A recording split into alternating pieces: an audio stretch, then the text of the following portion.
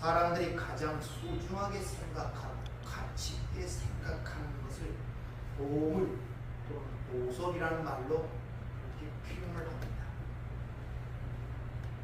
대부분의 당신의 보물이 무엇이냐 이렇게 보면 자식이 내 보물입니다. 이렇게 말하는 사람은 있어도 남편이 내 보물입니다. 내 아내가 내 보물이라고 말하는 사람은 하나도 별로 들어보지는 못했어요. 다 여기에도 진리가 있어요. 왜 그런가 한번 생각들을 한번 해보시길 바랍니다. 왜 자기가 가장 소중하고 가치 있게 생각하는 걸 보물이라 그러는데 그 보물 있는 곳에 내 마음도 있다고 해요. 그래서 보물이라는 것이 무언가를 한번 생각해 봤습니다. 도대체 그것이 왜 보물입니까? 여러분이 보석이나 은금페어들을 보물이라고 생각을 하시죠. 그게 진짜 보물입니까? 그 인간들이 서로 합의해서 가치를 부여했으니까 그게 보물이지 그런 가치를 부여하지 않은 보물이 될 수가 없습니다. 배고플 때 먹을 수가 있습니까? 그것이 옛날에 보면 스티브 맥킨의 어떤 그 주인공으로 하는 빠삐용이라는 영화가 있었는데 그 빠삐용이 탈출해서 한 섬에 도착했는데 그 섬 아이들이 공기놀이를 하고 있고 하는데 그 공기놀이하는 돌이 뭔가를 보니까 이게 진주예요. 거기서는 그 진주가 아무런 가치가 없어요. 단순히 애들의 장난감으로 놀려지고 있다는 것입니다. 이와 같이 보물이라는 것은 그 자체로 중요성이 갖고 있는 것이 아니라 오늘 말씀처럼 거기에 내 마음이 있기 때문입니다. 내 마음이 있기 때문에 보물이 있는 곳에 내 마음이 있다는 이 말은 바로 내 마음이 보물이다 이런 말이에요. 그래서 그 마음이 어떠하냐에 따라서 여러분이 영생이냐 영벌이냐가 결정된다는 걸 여러분이 아셔야 됩니다. 그래서 보물에 쌓는 이야기가 오늘 본문에 나오는 거예요. 보물을 땅에 쌓아두지 말라. 거기는 종과 등록이 해야 한다고 합니다. 그러니까 보물의 말로 마음으로 바꿔버리면 마음을 땅에 두지 말라고 얘기를 합니다. 그리고 보물을 하늘에 쌓아두라. 그 마음을 어디에 두라? 하늘에 두라. 아멘. 그러니까 네 보물이 있는 곳에 내 마음이 있다는 것은 바로 내 마음이 보물이다 이런 말이라는 것입니다.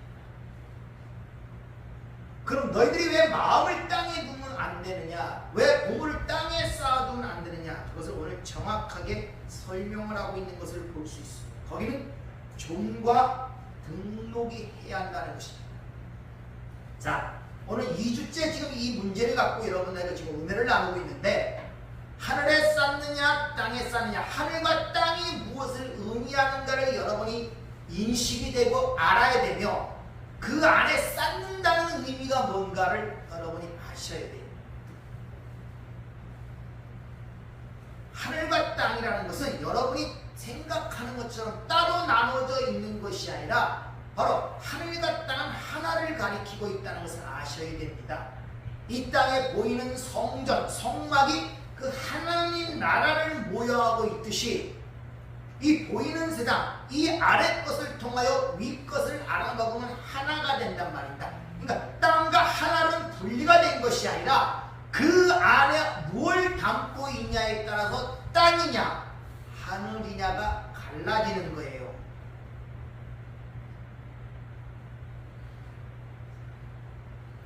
그 안에 담고 있는 그 내용이 무엇냐에 따라서 땅이냐 하느냐가 갈라지는 것입니다. 네. 그래서 앞에서 얘기하듯이 마음이 땅에 있으면 그게 땅이란 말입니다. 마음이 하늘에 있으면 그게 하늘이고, 다시 말하면 진리를 그 안에 담고 있으면 그 사람은 하늘이 되는 것이고, 네. 진리가 아닌 이 세속적 세상적 방식으로 그 말씀을 담고 있으면 그것은 땅이 된단 말입니다.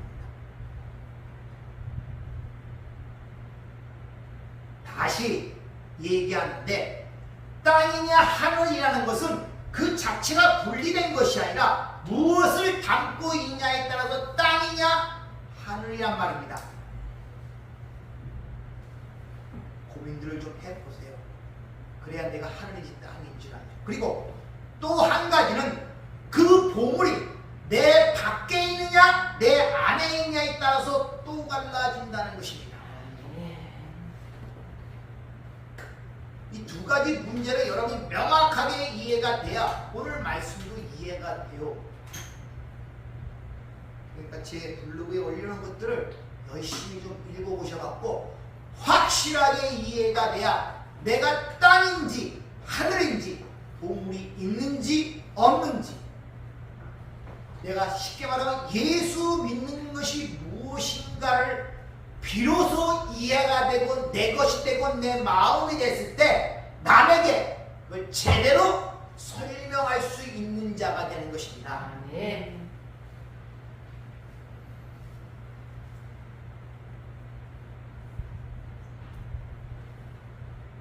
오늘 주님이 분명히 말씀하시기를 땅에 그 보물을 쌓지 말아야 할 이유를, 거기는 종과 등록이 해야 한다는 겁니다.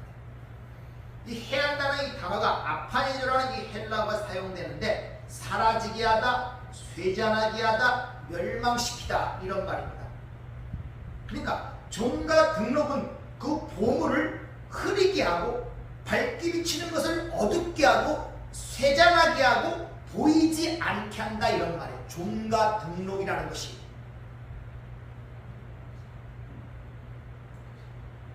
땅에 보물을 쌓으면은 그 보물이 밝게 빛나는 것이 아니라 빛을 잃어가고 쇠잔하게 되고 결국 그것으로 멸망한다 이런 말이 해야 한다 이런 말이란 말입니다. 그러면 그 좀이라는 것이 뭘 의미하는가를 잘 설명하고 있는 구절이 바로 이사야 51장 7절 8절입니다. 7절 보세요.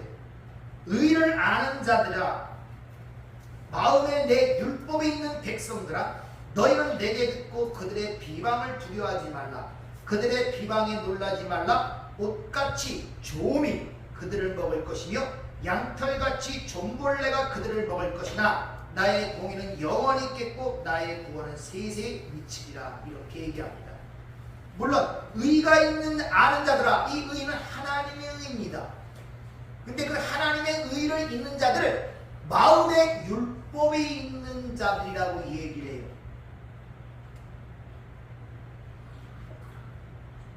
하나님의 의를 갖고 있는 자들을 뭐라고 얘기하면 그들의 행동이 착하고 선하고 이 땅에서 그렇게 살았다고 이야기하는 것이 아니라 그 말씀, 율법을 마음에 갖고 있는 자라고 얘기하잖아요. 또 다른 말로. 그렇게 기록이 돼 있잖아요. 다시 하나님의 의를 가진 자들은 우리가 일반적 세상적으로 생각하는 것처럼 이 땅에서 착하고 선하고 부지하고 어떤 수행과 노력을 통해서 선해지는 것을 의를 가진 자가 아니라 말씀, 율법을 마음에 가진 자를 하나님의 의를 가진 자라 그래요. 근데 그 하나님의 의는 신약 골로새 2장에 보면 고린도서 1장 30절에 보면 그리스도가 우리의 그 하나님의 의라고 얘기합니다. 하나님의 의가 뭐냐면 그리스도가 우리의 하나님의 의래요. 따라서 의를 가진 백성들, 말씀을 마음에 갖고 있는 백성들은 반드시 뭐와? 그리스도와 연합이 될 때만이 그게 가능한 것입니다. 아무리 뼈저리게 자기 몸을 불사르게 내어주고 소유를 다 팔아 가난한 자에게 준다 할지라도 의로운 자가 될 수가 없다고 지금 성경은 분명히 선언하고 있는 거예요. 하나님의 의, 그리스도와 연합이 될 때만이 우리가 의로운 자가 될 수 있다는 걸 분명히 지금 일러주고 있어요.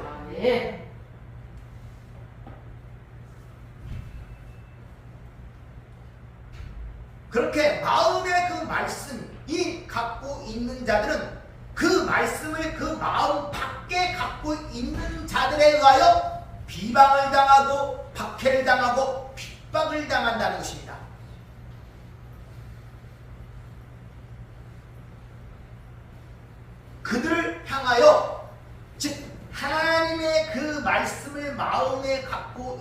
자들을 그 말씀을 밖에 갖고 있는 자들이 비방하고 핍박하는 그들이 좀에게 먹힐 자들이라 지금 이렇게 얘기를 하고 있다는 것이죠.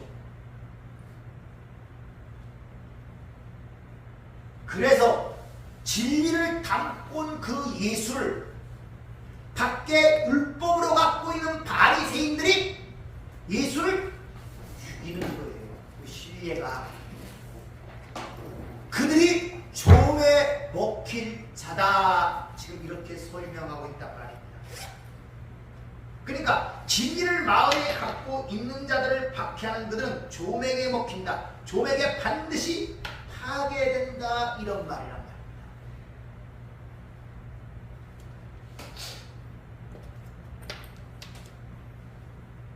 그들의 계시록 6장에 보면은 19장에 보면 어떻게 표현하느냐? 그 짐승과 거짓 선지자들이 공중의 새가 그들의 살을 뜯어먹는다 이렇게 얘기해요. 공중의 새 설명했죠. 창세기 1장에는 공중의 새가 뭘 뜻하는지.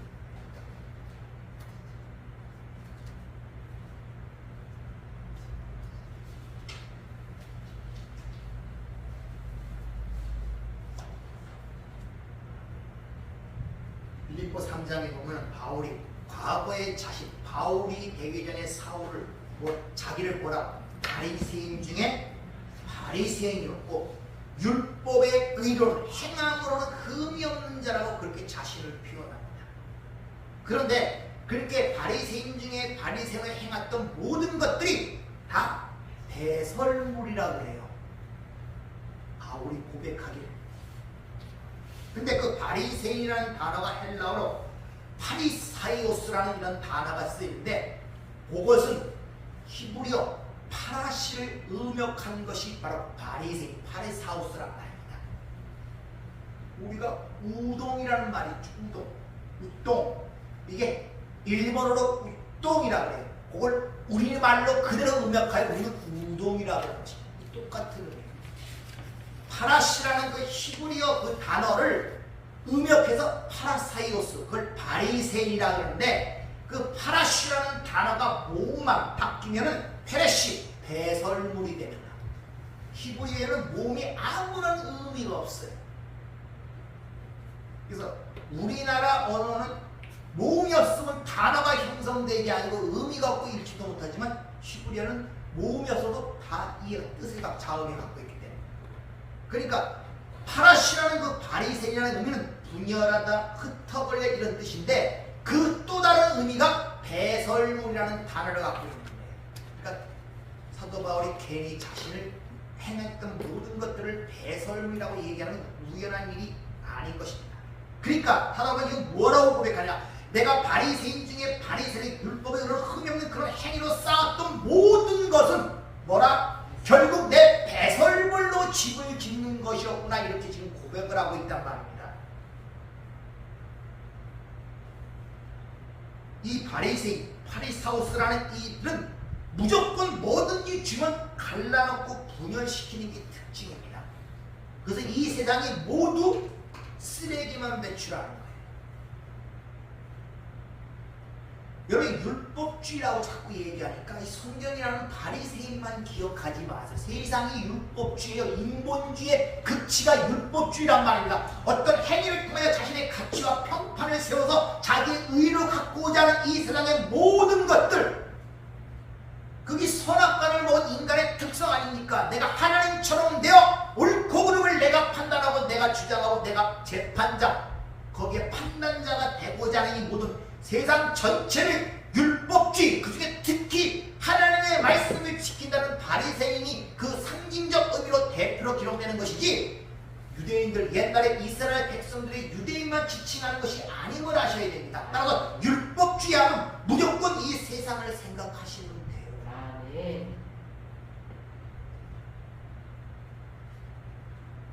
그들은 항상 분열하고 끊임없이 연합하지 못하고 갈라지는 특성을 갖고 있기 때문에 항상 이 세상이 생산해내는 것은 쓰레기밖에 없습니다. 생명을 산출하지 못해요. 그래서 인간의 마음에 쉼과 안식이 없고 갈등과 범민이 난무하는 이유고, 우리가 내쉬는 공기도 이 세상에 유익한 산소가 아니라 탄소만 자꾸 내는 거예요.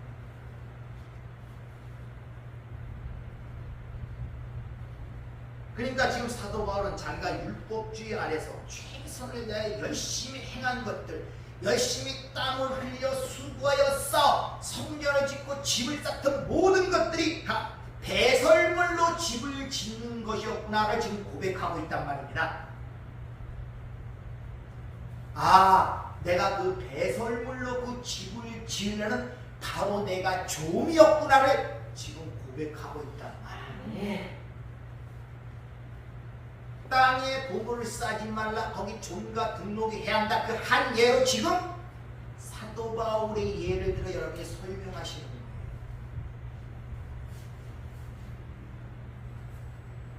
이런 자들을 성경에서 부자라고 해요. 자기 소유를 다 팔지 못한 자. 세상의 부자, 성경에서 부자라는 것은 세상이 생각하는 많은 소유물과 재물과 어떤 재화를 가진 것을 부자라 그러지 않고, 자기의 능력과 수고와 노력으로 어떤 행함으로 자기의 가치와 자랑을 위해 쌓는 모든 것들, 자기 행위로 나온 모든 것들을 의지하며 그것을 자기의 가치로 여기는 것들을 부자라고 얘기를 하고 있단 말입니다. 그들은 자기 소유를 다 팔지 못하는 자들. 그들의 성경은 천국에 들어가지 못하는 부자, 차라리 낙타 바늘에, 아니 바늘기에 낙타가 들어가는 게 쉽다 할 정도로 주님이 말씀하시는 부자란 말입니다. 그러니까 그들에게는 가난한 자에게 나눠줄 것이었기 때문에 한 부자 청년이 와서 어떻게 해야 영생을 얻으리까 이렇게 얘기를 하죠. 그러면 내가 율법을 지키라고 해요. 율법을 어렸을 때부터 다 지켰다고 그러죠. 이게 바리새인이란 말입니다. 사도 바울이란 말입니다. 근데 그걸 배설물인 줄 모르죠. 그러니까 그러면 네가 갖고 있는 것을 부토코스, 친정, 친정은 진리의 갈판자에 가서 다 줘. 네 소유를 팔아 줘봐. 줄 게 있어야죠. 진리가 없는데 자기 배설물이란 말입니다. 그래서 근심하여 돌아갔다 그러는 거예요. 줄 게 없었어. 바로 이들이 또 배설물로 성전을 짓는 종이라는 말이 갖고 있는 의미라는 것을 여러분이 아셔야 됩니다. 그것이 해야 한다. 그를 죽인단 말이에요. 따라서 하나님의 말씀의 생명이라는 그 진리의 내용으로 보지 못하고 겉으로 나타난 표피적 모습, 즉 율법으로 보게 되면은 바로 그것이 배설물로 자기 천국을 짓는 그런 형국이란 말이에요. 바로 그런 자들이 천국을 들어가지 못하는 부자들이며, 바로 야고보는 그런 부자들에 대해서 이런 경고의 말씀을 하죠. 야고보서 5장 1, 2절 한번 보겠습니다. 들으라 부자들아 이렇게 얘기하죠. 여기 부한자들은 것은 조금 전에 말씀드린 재물과 그 소유를 많이 갖고 있는 자들이 아니라 자신의 노력과 수고와 공로로 내놔서 그걸 가치로 생각하는 자들을 얘기하는 것입니다. 쉽게 말하면 자기가 뭘 소유하고 있고 만들어낼 수 있다고 생각하는 것. 좀 더 실제로 얘기하면 우리의 숨과 호흡으로 지금 내가 살아가고 있다고 생각하는 그 자체가 성경이 말하는 부자란 말입니다. 여러분 창세기 2장 7절에 보면은 우리 인간을 만드시는 모습과 짐승을 만드시는 모습이 똑같아요. 흙으로 지으셨는데 다른 게 뭐냐? 인간에게는 생기가 들어갔어요. 인간이 진리를 갖지 못하면 짐승이, 아시겠습니까? 요한계시록에는 짐승 있죠. 땅에서 나온 짐승, 뭐 바다에 다 누구를 얘기합니까? 여러분 말고 딴 사람 얘기하는 것 같습니까? 뭐 이상한 환상 속에 뭐 괴물을 얘기하는, 아니에요. 바로 진리를 갖지 못한 인간들을 얘기하는 거라니까요. 그게 뭐 개에 대해서 얘기하는 거겠습니까? 곰에 대해서 얘기하는 거겠습니까? 진리를 갖지 못한 자들을 짐승이라고 해요. 짐승에 누가 타고 있습니까? 붉은 옷을 입은 여자가 타고 있죠. 누구? 예수란 말이에요. 그래서 예수가 예루살렘 입성, 십자가에 죽게 입성할 때 붉은 짐승 나귀를 타고 입성하시는 거예요. 이 짐승과 함께 십자가에서 죽는 사건이 십자가 사건이란 말이에요. 부활자들아, 너에게 이 말 고생으로 말미암아 울고 통곡하여라, 이렇게 얘기하죠. 즉 자신의 행위로 어떤 하나님의 나라를 갖고 있다는 그런 성전을 짓고 있다는 건데, 너희들의 재물은 썩었고 너희의 옷은 좀 먹었으며 너희의 금과 은은 녹이 슬었으니 불같이 너희 살을 먹으리라. 말세의 재물을 쌓도다. 여기 재물, 옷, 금, 은 다 이건 땅의 부자들이 이 땅에서 집을 짓고 어떤 성전을 짓는 데 사용되는 재료들이란 말입니다. 근데 거기에 녹이 슬었대. 카타이오, 이 아래 독이 묻어있단 말이에요. 그것에 의해 죽는다 얘기죠. 이 녹이 너희의 증거가 되며 불같이 너희 살을 먹으리라. 너희가 말세의 재물을 쌓도다. 이 녹이라는 단어가 이오스, 독, 뱀독을 얘기합니다. 증거, 마라키아스, 이 증거의 말씀, 이사야 8장 20절에 의하면 증거의 말씀, 율법을 얘기하는 거예요. 거기에 그 녹이라는 것은 뭐라고요? 독, 뱀독을 얘기하는 거예요. 그것이 너희를 불같이 살러 너희의 살을 먹을 것이라, 이렇게 일하고 있단 말입니다. 창세기 3장 하와가 먹은 것이 뭡니까? 뱀에게 물렸잖아요. 먹지 말라는 걸 먹으라 해갖고 자기가 하나님처럼 되라고, 이게 뱀독을, 뱀에 물려 뱀독에 먹었단 말입니다. 그렇게 불뱀에 물린 자는 사는 방법은 녹뱀을 바라보는 방법밖에 없어요. 다시 말하면 왜 불뱀이 녹뱀이 되어 장대 끝에 달려야 되는가? 그 의미와 진리가 마음에 들어와 내 마음에 대해 사는 것인데, 이스라엘 백성처럼 십자가에 달린 그 예수를 지금까지 바라보며 거기에 믿고 있는 것은 느수다. 그걸 우상이라고 하는 것입니다. 이게 진리를 갖지 못한 자들의 특징이란 말입니다.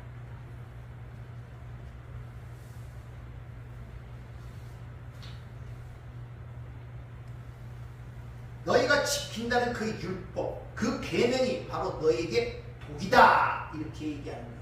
그렇잖아요. 율법, 선악과를 먹지 말랬더니 선악과를 먹고 율법의 판단자가 된 것은 바로 그 독을 먹은 거란 말입니다. 근데 그 율법에 의해 그들이 죽는단 말이에요.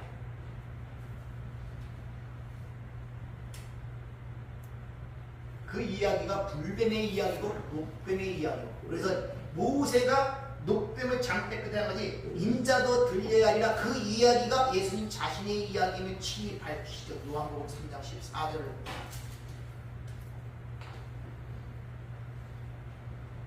그러니까 조미라는 것은 뭘 얘기한다? 율법을 얘기해. 다시 말하면 인간의 행위로 자신의 어떤 행위와 공로를 쌓아 그것으로 하나님 나라를 가고자 하는 자들, 근데 그것에 의하여 자신이 파괴가 된다. 그게 독이 된단 말입니다. 여러분을 파괴하는 것이 뭐냐면은 다른 것이 아니에요. 여러분이 하나님의 말씀을 법으로 갖고서는 그 법이 여러분을 파괴시킨다니까요. 여러분을 정죄한다니까요. 그걸 진리로 갖지 못하는. 그래서 맨날 2000년에 죽은 그 예수, 십자가에 달린 예수 앞에 머리를 숙이고 멍멍 울며 왜 내 죄를 사달라 그러고 맨날 죄 용서를 빌고 그러는 거예요. 그럼 예수가 맨날 죽어야 돼요. 왜? 예수가 죽어야 죄가 용서되는데 아무리 사소한 죄라도 맨날 예수를 죽이는 결과가 된단 말입니다.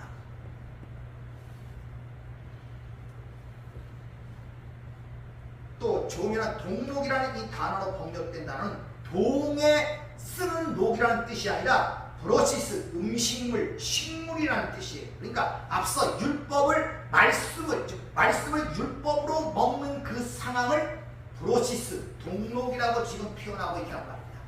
그래서 언젠가 설명했죠. 이스라엘 백성들이 애굽에서 나와서 고기를 달라고 부르짖죠. 그 부르짖는 이스라엘에게 고기를 주시오. 그러면 이 고기를 주시면서 이건 저녁 양식이야 하고 그 고기를 주시는데, 그 고기를 먹고 이사이도 찝히기 전에 그들을 다 죽였다고 민수기 11장은 이야기를 하고 있는 것을 여러분에게 말씀을 드렸죠.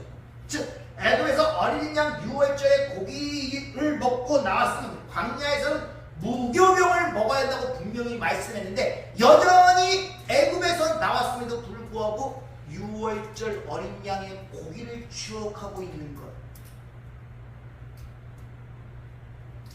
그래서 출애굽기 12장에 보면은 애굽에서 나올 때 어린 양의 유월절 어린 양의 고기를 먹고 그 고기를 아침까지 내버려 두지 말고 불살라버리라고 그러죠.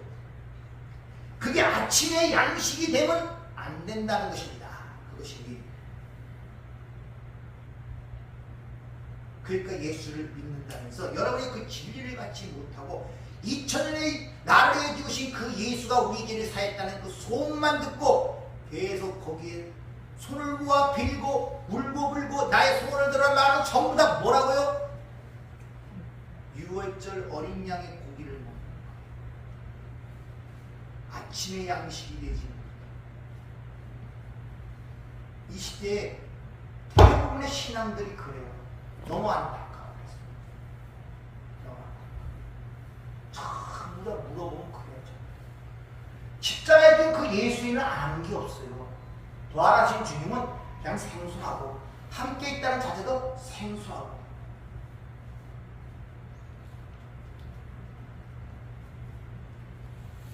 그런데 그래서 주님께서 유월절 어린 양의 고기를 남겨두지 말고 아침까지 모든 다 불사를 한 다음에 뭐라고 말씀하시냐?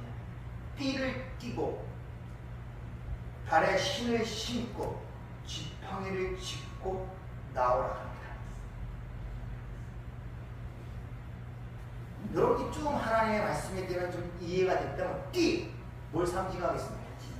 진리의 말씀. 발, 뭘 상징하겠습니까?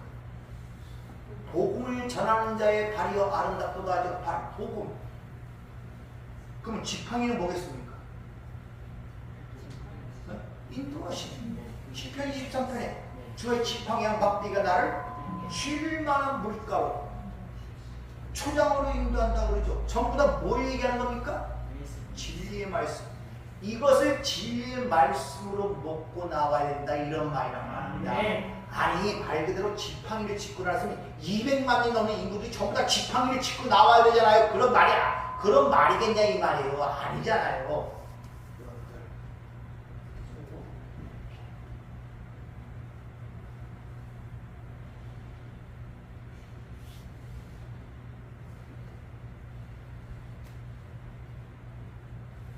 니들이 유월절 어린 양의 고기를 먹고 그걸 통하여 네가 진리를 가진 채로 나와야 된다. 그것을 광야에 먹어야 할 무교병, 누룩이 없는 무교병을 먹어. 이래 동안, 역사 동안 그걸 가리키게 주님이 공생애를 시작하기 전에 40일, 인생 전체를 산 40일 광야에서 안 먹은 거예요. 세상 음식을.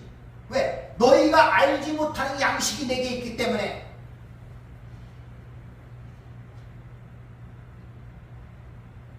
이같이 말씀을 율법, 저녁 양식으로 먹으면 그걸 등록, 동록, 브로시스라고 그렇게 이야기를 하고 있는 이게 동록이라는 거예요.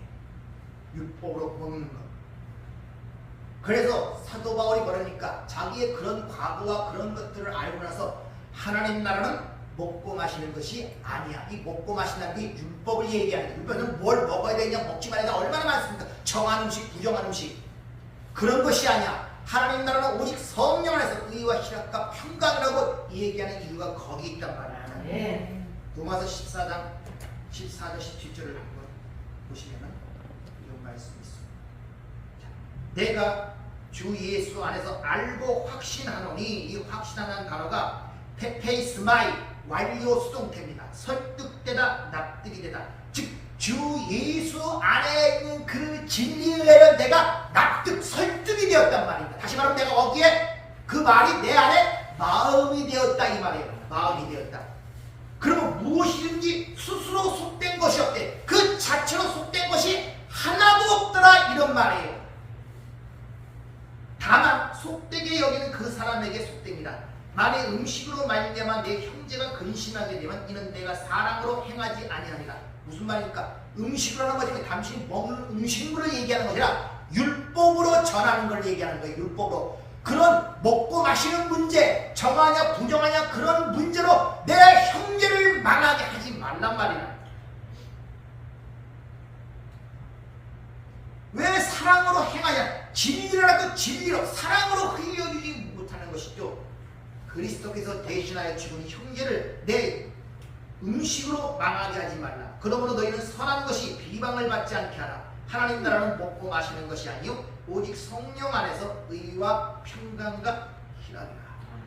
그 자체로 속된 것이 없다는 것은 무슨 말입니까? 하나님께서 이 세상을 창조하실 때 속되게 창조한 것이 하나도 없다 이 말이에요. 다시 말하면 모든 그 안에 하나님의 진리가 담겨있다 그 말이에요. 근데 그것을 속되게 볼 수 있는 자들은, 그것을 부정하다 정하다 이렇게 볼 수 있는 자들은 그것에 의하여 그렇게 볼 수밖에 없고 그것에 의하여 멸망당할 수밖에 없다 이런 말이에요. 하나님께서 온 천지를 창조하셨는데 선악과를 먹지 말라는 그 말을 듣고 자기가 선악의 판단자가 되어 이것은 정한 것, 이거는 부정한 것, 그것에 의하여 너희가 죽는다 이런 말이란 말입니다.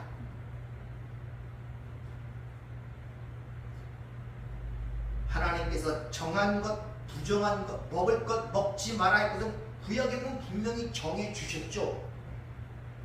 그럼 그 의미가 뭡니까? 아니 돼지고기를 먹지 말라고 하면 그 돼지고기 자체가 부정한 것이기 때문에 그 자체가 부정한 것이기 때문에 먹지 말라는 뜻입니까? 그럼 여러분 지금 돼지고기 먹으면 전부 다 죄 짓는 거예요 지금요. 그 말 그대로 얘기하면 나쁜 거 먹는 거예요. 그게 아니란 말입니다. 부정한 걸 통하여 정한 것을 알아 먹도록 줬으니 그 자체가 부정한 것이 아니란 말입니다. 그래서 사도행전 10장에 욥바의 사건이 그래서 거기 기록되는 거예요. 하늘에서 보자기에 서서 부정한 것들을 잔뜩 내려주고 잡아먹으라 했더니 베드로가 뭐라고 얘기합니까? 나는 부정한 것을 먹은 적이 없대요. 아직도 네가 진리, 성령을 받고 진리를 안다면서 그 부정한 걸 통해 정한 것을 알았으면 아무것도 아닌데 아직도 정한 것, 부정한 것 그렇게 보고 있느냐? 그렇게 책망을 하시죠. 벗어나기가 얼마나 힘든 줄을 몰라요. 여러분들 그걸 알면 여러분 기도를 안 할 수가 없습니다. 왜? 뭐 의식 자체가 안 돼요. 그냥 보면은 우리 판단으로 바로 옳으냐 그러냐, 좋으냐 나쁘냐, 위에 거냐 아래 거냐 그렇게 그냥 바로 아무 그거 없이 거침이 없이 거기에 갈등을 느끼지 않는다니까요. 아 요건 좋은 거, 요건 나쁜 거, 저건 선한 것, 요건 악한 것 거기서 갈등을 안 느낀다니까요. 그냥 그대로 가다가 왜? 선악이라는 패러다임 속에 잡히는 인간은 어쩔 수가 없단 말입니다. 거기에 이 해 아래 새 것이 없는 세상에 새것, 새로운 것들이 들어오면 비로소 거기에 갈등을 느끼기 시작하는 거예요. 그전에는 단순히 옳고 그름으로 그냥 봤던 것이 이게 왜 옳지? 저게 왜 그러지? 의문이 생기고 질문이 생기기 시작한단 말입니다. 시각이 변하기 시작합니다. 그래야 여러분의 삶을 숨겨진 것들, 보이지 않는 부분들이 있다는 우리가 현미경을 발견하기 전에 망원경을 하기 전에 지구밖을 못 봤다니까요. 현미경을 발견 전에 바이러스가 병을 일으키는데 병을 일으키는 그 근본적인 병들이 뭔지를 몰랐다니까요. 이 현미경이 발견이 되면 하나님의 진리가 오게 되면 그렇게 보게 되는 시각이 열린단 말입니다. 보이지 않는 그 병균이 보이기 시작하는 거예요. 보이지 않는 죄가 보이기 시작하는 거예요. 위대한 우주와 창조물 속에 하나님의 섭리가 보이기 시작하고 내 삶 속에 하나님의 함께하신 은혜가 보이기 시작한단 말입니다.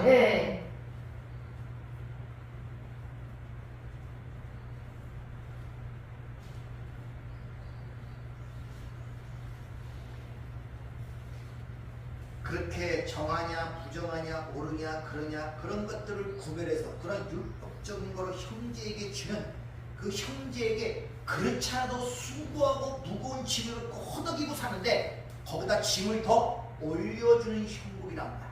그래서 바리새인들을 보고 주님이 소경을 인도한다면서 천하를 다니면서 교인 하나를 구하면 자기보다 더 지옥 자식을 만든다.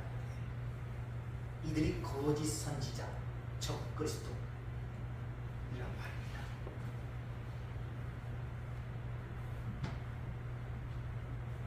그래서 하나님 나라는 그런 먹고 마시는 문제로 가는 나라가 아니기 때문에 그런 율법적 행위, 먹고 마시는 문제로 형제들에게 짐을 지우지 말라 이런 말이에요. 근데 어떻게든지 교회 예배라는 곳 한번 교회당에 오면 처음서부터 그걸 지우죠. 뭐 하지 말고 뭐 하라, 뭐 하지 말고 뭐 하라. 율법이야. 사람은 내 안에 소유를 다 팔라 그러죠. 네? 소유를 다 팔라.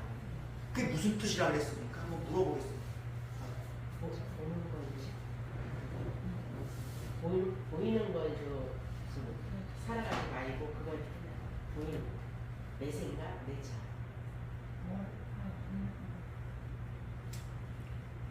진리를 상징하는 비유를 보면은 땅에 든 보물을 발견했을 때 돌아가서 다 소유를 팔아 그거 샀다 그러고, 좋은 진주를 구하는 장사에 비유해서도 좋은 진주를 구하면 돌아가 다 소유를 팔아 그걸 샀다 그래요. 그럼 거기서 판 게 그 진주를 사기 위해서 다 판 소유가 뭐겠습니까? 자기.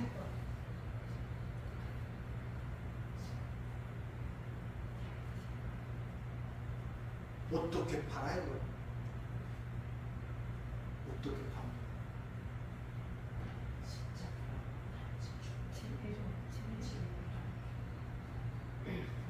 세상 사람처럼 거래를 합니까? 돈을 팔아서 사는 그런 식입니까? 내 소유를 팔아서 진리를 살아가는 것이?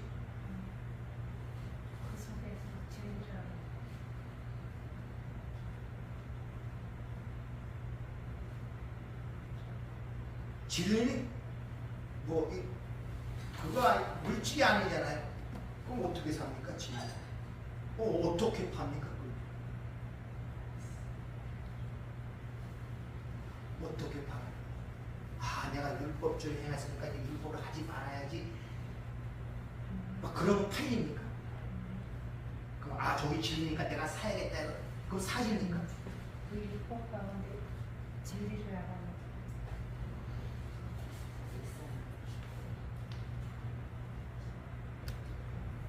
부정한 것을 통하여 정한 것을 알면은 부정한 것, 정한 것이 없어집니다. 그걸 소유를 판다. 다시 말하면 진리를 알게 되면 자기가 갖고 있던 소유는 저절로 사라집니다. 아시겠습니까? 내가 뭘 해서 파는 것이 아니라 진리를 알아야 소유가 팔려. 내가 팔고 안 팔고가 아니라니까 이건요. 내가 진리를 깨닫게 되면 그걸 팔게 돼 있어요. 가치관이 변하면 그 전에 귀중하고 소중히 된 것들이 자동적으로 사라지니까 그게 파는 거란 말입니다. 따라서 세계관과 가치관과 인생관이 변하지 않고 절대 그 소유를 못 팔아요. 여러분들 본 시각이 바뀌지 않으면 못 판다니까 이거요. 그래서 고린도 10장 3절은 그런즉 너희가 먹든지 마시든지 무엇을 하든지 다 하나님의 영광을 위하라 이렇게 얘기하죠. 왜? 하나님 나라는 먹고 마시는 것이 아니란 말입니다. 그러니까 너희가 먹든지 마시든지 무엇을 하든지 하나님의 영광을 위하라. 즉 그 안에 들어있는 무엇을 먹고 무엇을 마시든지 그 안에 들어있는 하나님의 영광을 깨달으면 하나님의 뜻과 그 의미, 그 진리를 갖게 되면 그게 다 뭡니까? 하나님의 영광을 위해 하는 것이기 때문에 무엇을 먹든지 아무런 상관이 없단 말이에요. 다만 그걸 속되게 보고 율법으로 보는 그들에게 그거에 의하여 종과 등록에 의하여 그들이 패망한다 이런 말이에요.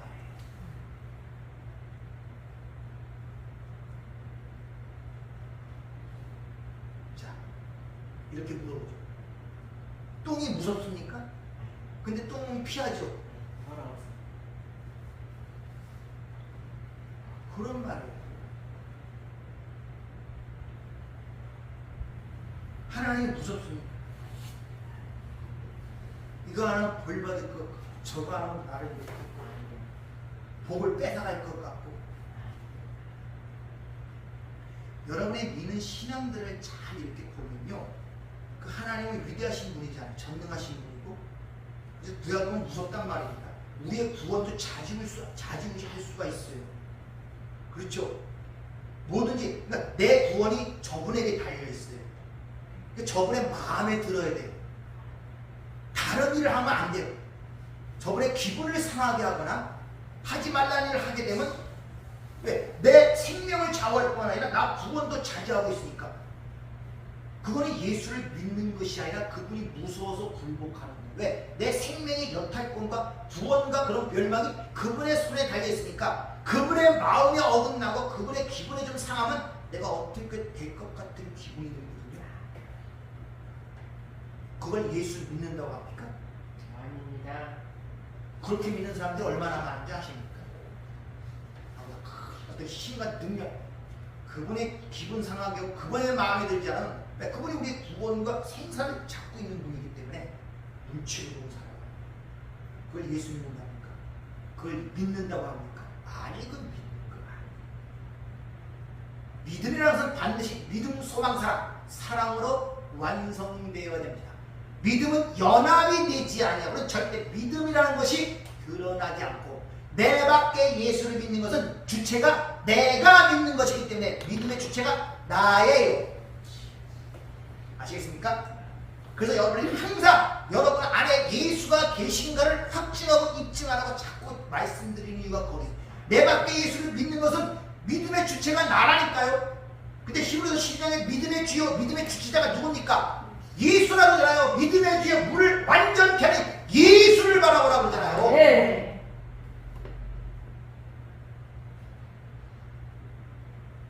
이같이 하나님의 말씀을 곡해하면은 그것이 바로 선악과를 따먹은 율법주의가 되는 무서운 일이라는 것을 우리에게 가르쳐주고 있다는 말입니다. 그래서 하나님이 먹지 먹으면 반드시 죽으리라 이렇게 얘기했더니 뱀 앞에서 하와가 뭐랬습니까? 먹으면 죽을까 하나, 이렇게 곡해 왜곡을 시킨단 말입니다. 그들은 그렇게 먹음으로 말미암아 종과 등록으로 인하여 파괴된다. 이게 종과 등록으로 해야 한다는 그 말씀의 의미란 말입니다. 그러니까 하나님의 말씀을 우린 다 땅이에요. 거기서 나온 자입니까? 그래 진리로 먹지 못하고 율법으로 받아 먹어버리면 그 율법이 너희를 먹는 조음이 되고 그 음식이 너를 죽이는 음식이 된다, 이런 말이에요. 그게 종과 등록을 해야 한다는 그런 말씀의 의미가 있단 말입니다. 바로 그렇게 가르치는 자들을 주님이 도적, 강도라고 얘기하죠. 도적, 강도는 주님이 말씀하시기를 양들을 죽음으로 몰아가는 거짓 교사, 거짓 선지라고 얘기하죠. 요한복음 10장 8절, 나보다 먼저 온 자는 절도요 강도니 양들이 듣지 아니하였느니라. 내가 문이니 누구든지 나로 말미암아 들어가며 구원을 받고 또 들어가며 나오며 꼴을 얻으리라. 도둑이 온 것은 도둑질하고 죽이고 멸망시키는 것뿐이요 내가 온 것은 양으로 생명을 얻게 하고 더 풍성히 얻게 하려는 것입니다.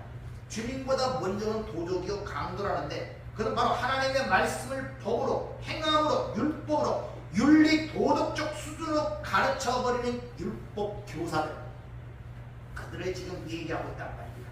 바리새인들, 서기관들, 대제사장들, 그들은 다 하나님의 법을 율법으로 가르친 자들 아니에요. 그들이 거짓 교사, 거짓 선지자, 그들은 양들을 죽이고 멸망시키는 자들이라고 합니다. 근데 세상에서는 그런 걸 좋아해요. 왜? 선악과를 따먹고 인간의 생애에 딱 맞거든요. 그리고 명확하게 보이죠. 내가 해야 될 것, 안 해야 될 게 명확해 보이니까 요것을 하면 상을 받고 요걸 하면 벌을 받기 때문에 명확하거든요. 그러니까 상을 받고 먼저로 가는 거 아닙니까? 계속 그쪽으로 열심히 올인을 하면서 그런 건 잘 알아듣고, 그런 것을 세상에서 볼 때는 굉장히 거룩하다 그러고 잘 산다 그러고 그리스도인답다 그러고 예수 믿는 성자처럼 보이는 경우들이 대부분이라는 것입니다. 근데 그들이 누굴 핍박한다? 그 진리를 마음으로 가진 자들을 핍박하는 거예요. 그래서 진짜 진리를 가진 자들이 핍박받는 것은 세상으로 인하여 핍박받는 것이 아니라 예수를 믿는 자, 율법으로 갖고 사는 자들에 의하여 핍박을 받는, 네 신앙은 왜 그 모양이야? 네 행동이 왜 그 모양이야? 이 식으로 이야기를 하는 사람이 대부분이 그 안에 그런 율법적 사고식이 그를 틀어잡고 있기 때문에 그래요. 그래서 그런 사람들은 되게 가르치는 거죠. 잘 보세요. 여러분이 예수를 믿고 하나님의 말씀을 여러분 많이 지식적으로 알게 되죠. 그러면 내 가까운 사람을 볼 때 어떻게 판단합니까? 율법으로 판단해요. 사람이 그렇게 살아. 왜 그런 짓을 해? 사람다운 짓이요? 좀 사람이 돼봐. 그렇게 안 밝힙니까? 그 사람은 왜 그런 상태에 있는지 그 뒤에는 이해가 됩니까? 왜 그럴 수밖에 없는지 그 한계는 이해가 됩니까? 빠져나오지 못하는 그 상태가 보입니다. 나도 저런 상태에 있었는데 하나님의 은혜로 저기서 나왔는데 그도 거기서 빠져나와야 되지 않겠습니까? 하나님 이렇게 기도가 나옵니까? 아니잖아요. 윤리 도덕적으로 가르치려고 나는 예수 믿는 사람이니까 그래도 윤리 도덕적으로 산다고 생각하는 것이 속에 갖고 있거든요. 너는 왜 그렇게 살아? 그렇게 살면 하나님께 벌 받아. 그렇게 하면 지옥 간다니까. 모든 판단과 기준이 율법적으로 나오고 짐을 자꾸 지우는데 나오겠습니까? 더 지옥적 신앙. 잘 보세요. 내가 이 대하는 행위들을 어떻게 판단하고 뭔가를 한번 잘 보세요. 전부 다 율법적으로 TV에 나오는 모든 것도 율법적으로 선하고 나쁜 거. 그게 좋다는 말이 아니에요. 오해하지 마세요. 우리는 그걸 통하여 다른 것을 봐야 돼요. 아, 네. 세상이 보지 못하는 것들을 봐야 된단 말입니다. 아, 네. 그 안에 담긴 하나님의 진리를 봐야 된단 말입니다. 아, 네. 그걸 통해 가르치는 걸 봐야 된단 말입니다. 남 죽이는 사건을 나왔더니 안 하는 사람 죽이지 말아야 돼. 이렇게 보면 안 된단 말입니다. 그러면 율법적으로 생각하는 사람은 어떻게 또 그 말을 받냐? 그럼 사람 죽여도 된다는 소리요? 요렇게 말아요. 항상 이거냐 아니냐 해야 되냐 하지 말아야 되고 받는 거예요. 참 그게 어렵습니다. 어떻게 설명을 하고 어떻게 이야기를 해주지?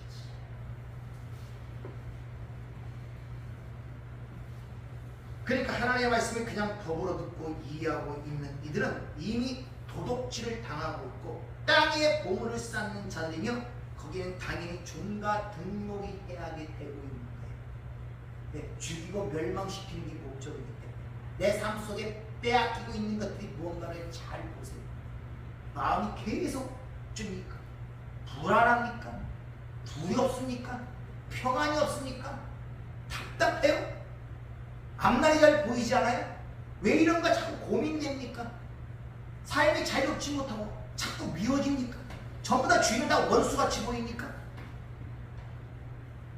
나만 고통당하고 나만 시험당하고 나만 손해보는 것 같습니까? 지금 뭔가 빼앗기고 있는 거예요. 도둑놈들한테. 주님은 생명을 주러 더 풍성하게 해서 왔다 그러잖아요. 그럼 더 풍성해져야 될 거예요. 삶이. 근데 예수 믿고 삶이 점점 그런 식으로 하면 지금 도둑놈을 강도에 자꾸 하나하나 빼앗기고 있단 말입니다.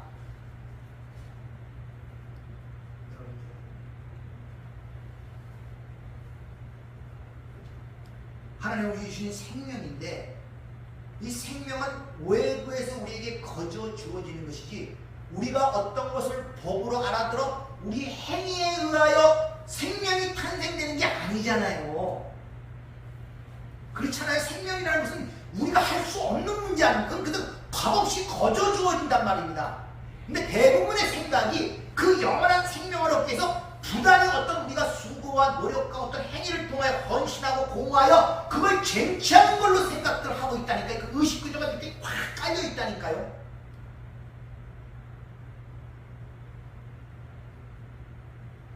네 보물이 있는 곳에 내 마음도 있다는 그 말은 그것이 바로 내 마음. 진리가 바로 내 마음.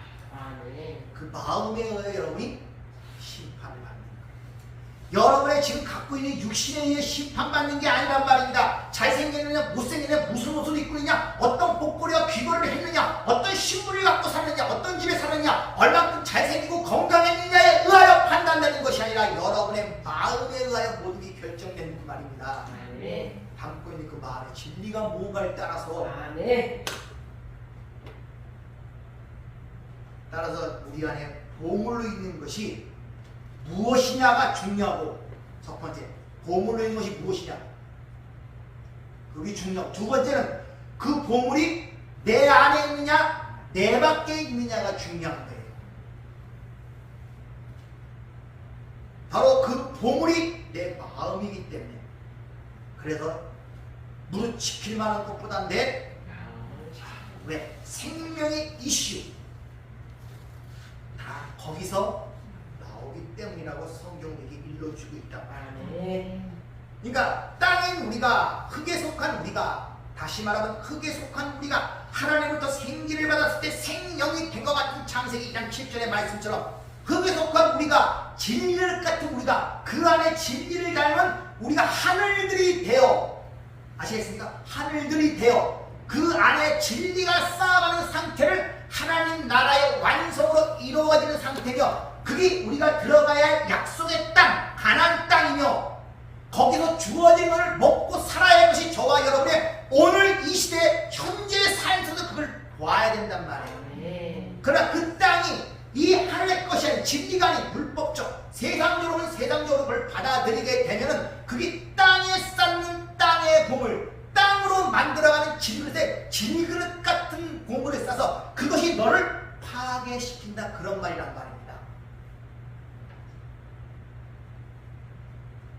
그래서 우리는 반드시 구원을 받았다는, 우리 안에 진리의 성령이 왔기 때문에 그 예수를 주라고 인식하고 알 수 있고, 보이지 않는 그 하나님은 아버지라고 부를 수가 있어요. 아버지가 내 안에 계시기 때문에 아버지를 부르는 거예요. 내 밖에 어떤 공간적인 아버지를 부르는 것이 아니라 진리가 아버지 아닙니까? 그렇게 아버지가 내 안에 있으면 내가 아들이 되었단 말입니다. 아들이면 그 나라를 상속받는 자가 된 거예요. 그래서 그 진리를 잡고 싸우면 우리가 안에서 하나님 나라가 이루어지게 되고, 바로 내가 약속의 땅이 되며 그 안에서 주어진 것들을 누리며 그 은혜를 찬송하며 살아가는 게 우리 신앙생활임을 성경은 이야기하고 있단 말입니다. 네. 근데 아직도 이 땅이 우리 안에 세속적, 불법적 관심으로 그걸 땅으로 쌓아서 그 종과 등록이 해야 하는 줄 모르고 열심히 자기 배설물로 성전을 지어가며 어떤 집을, 내 밖에 성전, 내 밖에 집을 지어서 부단한 열심을 하고 있지 않는가를 우리에게 다시 한번 반문하며 상기시키고 있단 말이에요.